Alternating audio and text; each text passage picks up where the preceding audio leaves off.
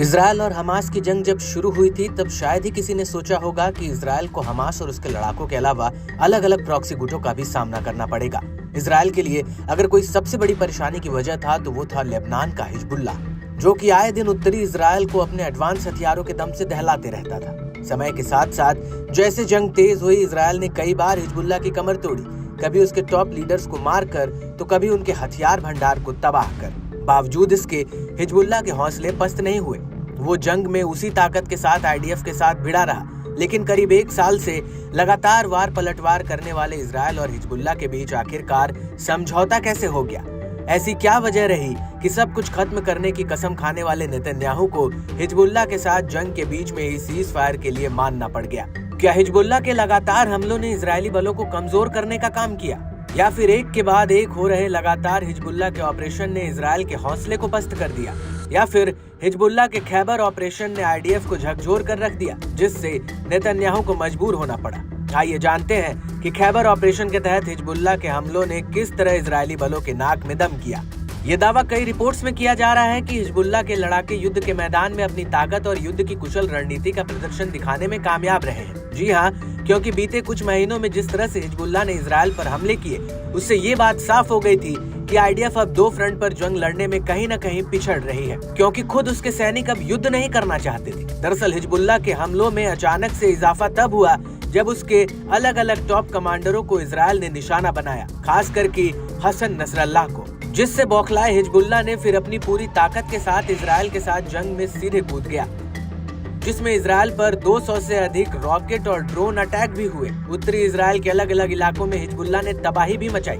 बता दें, युद्ध विराम समझौते की घोषणा जब हुई थी, उसके तुरंत बाद ही हिजबुल्ला के ऑपरेशन रूम ने खुलासा किया कि 18 नवंबर 2024 को तेल अवीव में इजरायली वायुसेना कमांडर मेजर जनरल टॉमर बार के निजी आवास को एडवांस ड्रोन से निशाना बनाया गया था।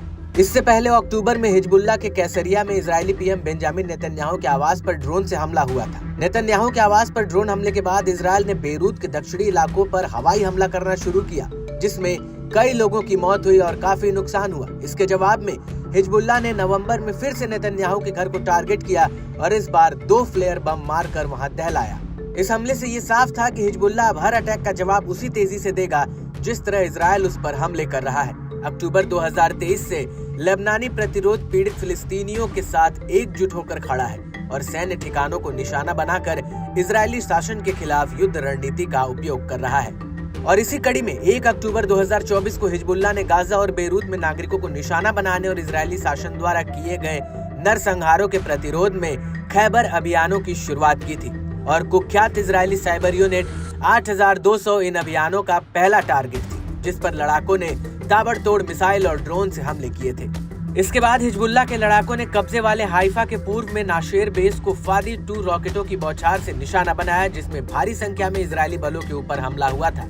और इसी तरह हिजबुल्ला ने अपने खैबर ऑपरेशन को जारी रखा और आईडीएफ के इन शेमर बेस पर हमलावर ड्रोनों का झुंड लॉन्च किया, जो खदेइरा के पूर्व में मिसाइल रक्षा और क्षेत्रीय ब्रिगेड बेस के रूप में काम करता है। बता दें कि 1 अक्टूबर 2023 को खैबर ऑपरेशन शुरू होने के बाद से कुल 56 ऑपरेशन किए गए, जिसमें से 18 तो हाल ही में हुए हैं। इन ऑपरेशनों ने बड़े पैमाने पर इजरायल की कमर तोड़ने का काम किया।